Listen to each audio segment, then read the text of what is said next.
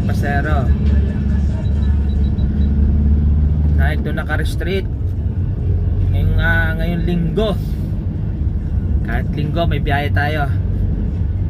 Kasi coding bukas. Kawawa naman sila, wala silang masasakyan. Kaya ngayon pa lang luluwas na natin ng maaga para dire-diretso ang kanilang tulog. Pati ako syempre. So pabalik na ako, nakapaghatid na ako ng first batch. So second batch susundin ko naman ngayon. So siguro matatapos ako nito, madilim na. Napaka-traffic na mamaya eh.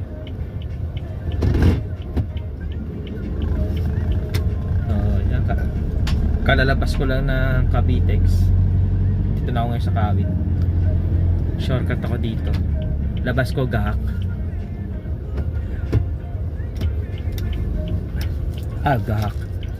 Ano pala? Ano ba ang labas ko dito?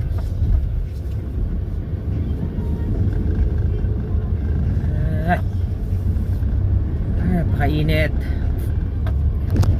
Mga ka-drive, mga ka-okray. Drive tayo. Ito ang magawa.